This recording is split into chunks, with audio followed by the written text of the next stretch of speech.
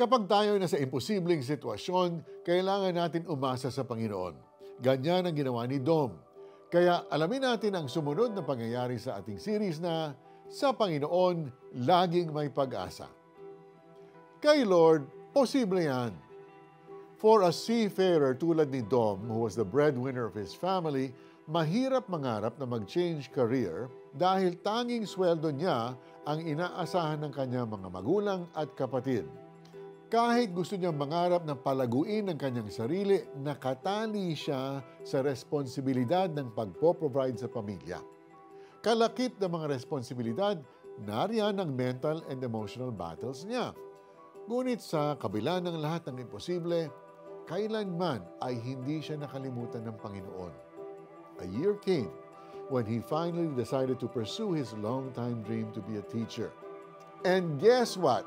Naging napakahirap ang pagta-transition. Pero kay Lord, walang imposible.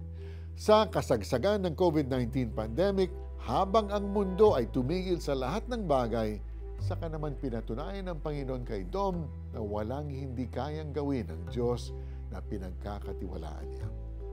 Bago siya mag-enroll ng education units, the Lord gave him a new job with decent pay and a good schedule. Add to that, all the generous people who supported him throughout his journey. Naging challenging man sa umpisa, pero naganap ang lahat ayon sa kalooban ng Panginoon. 3 years later, the former seafarer is now officially a licensed professional teacher who successfully finished the board exam with flying colors. He received prize money at hindi siya makapaniwala na natupad ang pangarap niya at with matching bonus pa. When the Lord gave a promise to Abraham that they would have a baby, natawa si Sarah sa kanyang narinig. Marahil pakiramdam niya, napaka-imposible mangyari yun. Pero kay Lord, posible yan. A year after tinupad ni Lord ang pangako niya. In whatever situation you're in, live a life with full confidence in the Lord. He always has the best answer for our goals and dreams. Walang kahit anong imposibleng bagay ang makakahadlang sa mga bagay na gusto niyang gawing posible. Trust that in Jesus, all things are possible. Let's pray. Lord, maraming salamat sa iyong pagmamahal. May mga dinidesire ako na tanging ikaw lang ang makakatupad. I pray for your will to be done, and I confidently hope in you. In Jesus' name I pray. Amen. Dare to ask God for great things and faithfully trust the Lord for His answers. Bakit natawa si Sarah at nagsabi kung kailan pa siya tumanda saka siya magkakaanak? Tanong ni Yahweh kay Abraham.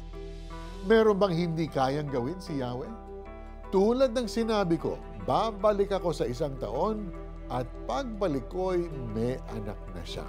Genesis chapter 18, verses 13 and 14.